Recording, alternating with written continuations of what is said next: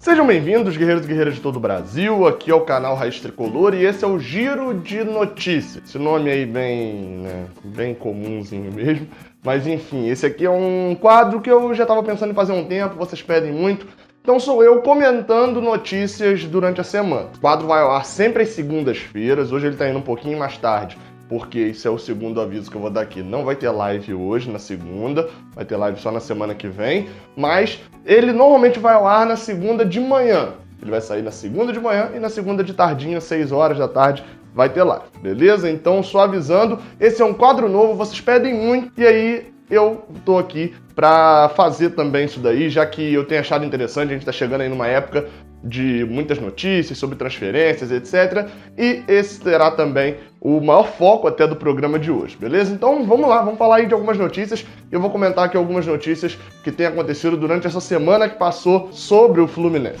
E a primeira notícia daqui de hoje é falando sobre Ayrton Lucas. O jornalista Jorge Nicola, que muitos conhecem da ESPN Brasil, mas essa notícia ele publicou lá no portal Yahoo, e ele falou que o Ayrton Lucas, segundo informações dele, eu não vou botar minha mão no fogo aqui pelo Jorge Nicola, mas enfim, segundo ele, o Fluminense não vai vender o Ayrton Lucas para um clube brasileiro agora e fixou o valor dele, o valor da venda de Ayrton Lucas, ali colocou um valor, 7 milhões de euros.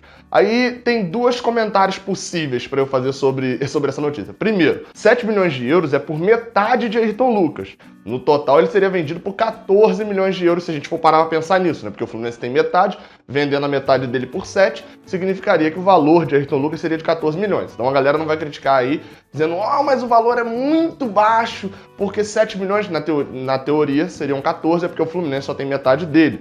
Isso daria cerca de 30 milhões de reais no momento, e o valor de Ayrton Lucas chegaria a 60 milhões de reais.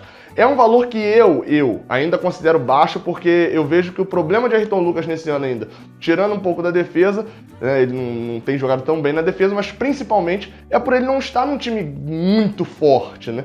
Não tá num time que tá brigando lá em cima. Então, eu acho que o time tá atrapalhando um pouco o Ayrton Lucas nesse caso ainda, mas enfim, como essa venda seria feita só em janeiro, até lá ainda tem muita coisa para rolar ainda. Segundo o Jorge Nicola, essa venda seria feita lá para fora, seria para um time da Europa, porque no Brasil nenhum clube até hoje pagou 7 milhões de euros num lateral. Então acho bem difícil que no Brasil algum time contrate Ayrton Lucas mesmo se for por esse valor. O segundo comentário possível é fixar valor de transferência publicamente é uma burrice, né? Então não sei, dado também os recentes casos, a gente não pode botar a mão no fogo.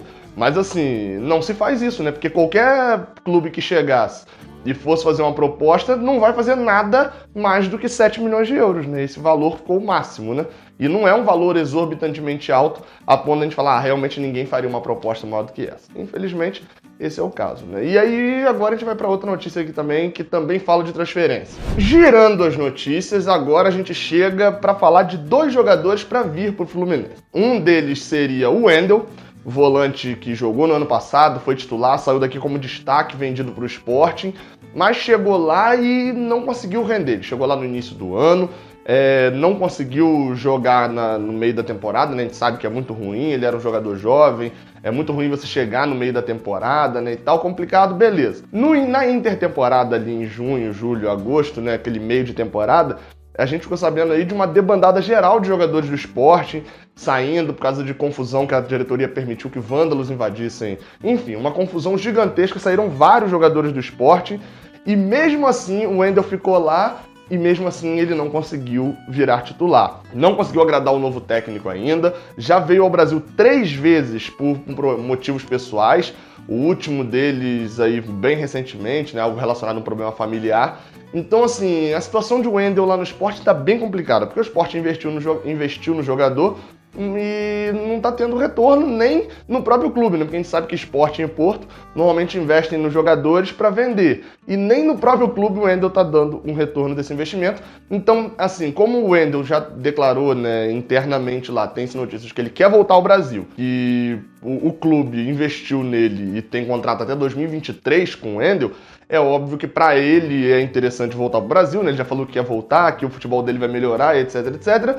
E pro clube também, né? Porque já que ele investiu tão pesado, empresta o jogador ao Brasil. Se ele render muito bem em 2019, faz uma venda com ele para 2020 e garante pelo menos o retorno do dinheiro que ele teve, que ele investiu. Aí você pode estar pensando, o que isso tem a ver com o Fluminense, além do fato de o Wendel ter sido jogador do Fluminense? Por enquanto nada, mas é bom pra gente ficar de olho aí, porque o Wendel, eu tenho certeza que se o Fluminense fizesse uma proposta, ele voltava pra jogar aqui no Clube Tricolor. E a outro meio de campo que eu falei também, que eram 2 notícias de jogadores possíveis vindo, lembrando que nada disso é confirmado, o outro é Guerra do Palmeiras. E aí, só que qual é a conclusão ali da divulgação das notícias sobre Guerra? Segundo o Jornal Extra, né, o jornal aqui do Rio de Janeiro, publicaram dizendo que poderia haver um acordo de empréstimo sem qualquer custo para o Fluminense. Seria só o salário de Guerra mesmo e acabou. Guerra hoje está no Palmeiras, se destacou na época lá na Libertadores com o Atlético Nacional, junto com aquela galera toda, Berrio, que está no Flamengo, Borja, que também está no Palmeiras.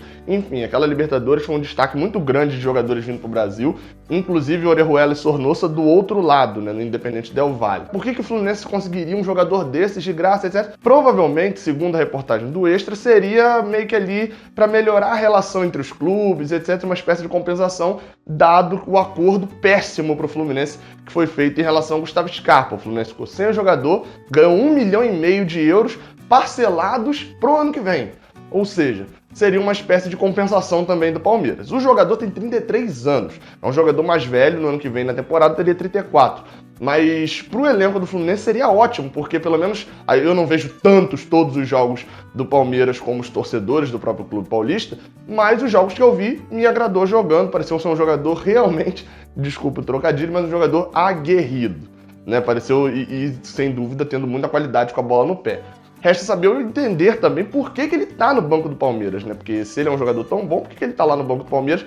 Mas convenhamos, né, e sejamos sinceros, hoje o time reserva do Palmeiras tá no nível ou melhor do que o time titular do Fluminense, então um reserva de lá é muito bem-vindo para nossa temporada 2019. Girando agora mais uma vez, girando pela última vez, eu vou falar de transferência agora não, nem de jogador, nem de nada, eu vou falar aqui sobre camisa, o novo uniforme do Fluminense, que a gente sabe que não tem muita notícia sobre isso, né? Tem poucas notícias sendo divulgadas. Under Armour não marca uma data, segundo a Under Armour e o Fluminense lá, a última vez que eu vi notícias propriamente sobre o lançamento, eles estavam esperando para tentar bolar alguma ação legal e etc. Enfim, espero que realmente tenha uma ação legal. Andei no shopping esse final de semana e nos shoppings, na verdade, fui em 2 lojas e tinha lá coleções, é óbvio, né? Eu sei que é do Flamengo, sempre vai ter muita coleção por causa da Adidas, etc. É uma marca muito maior.